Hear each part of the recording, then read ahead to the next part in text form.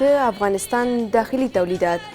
موږ تاسو ته داسې یو ځای درپېژنو چې هلته د افغانستان داخلي تولیدات نورو هیوادونو ته صادریږي.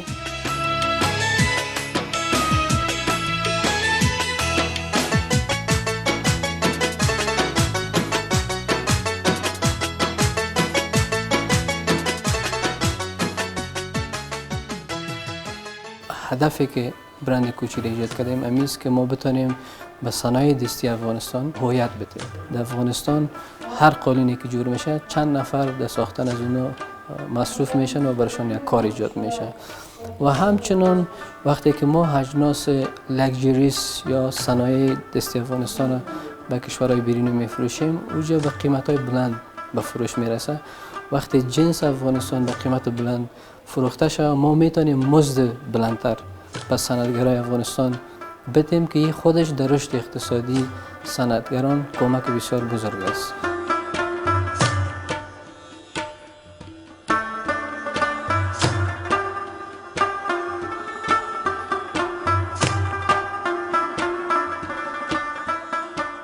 مواد خام افغانستان میفهمین که بهترین مواد معدنی را افغانستان داره، مواد طبیعی.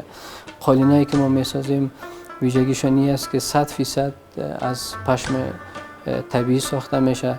رنگایی که استفاده میشه رنگای طبیعی است، رنگای کیمیایی دیگه استفاده نمیشه. تقریبا 5 ماه وقت گرفت ایجاد برند کوچی و خود ساختن همین نمایشگاه ما 2 ماه وقت گرفت تا که ما تانستیم تمام ستاپش ایجاد کنیم.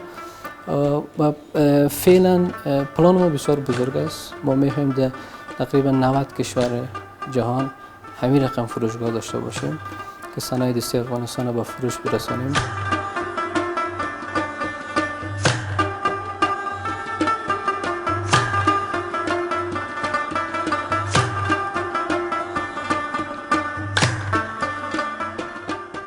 نو زموږ د آنلاین چې کوم مارکیټینګ دی هغه هم دغسې چې د خارج څخه خلک آرډر کوي او موږ د ځای څخه د هغوی چې آرډر مطابق وراستو. زموږ 11 کټګوریز دي په کوچي کې چې هغه کې مردانه او زنانه کالي دي، نیمه قیمتي او قیمتي جواهرات دي، غالي هم شته او په دې کې دستکولونه دي، لوښي دي او داسې نور شیان.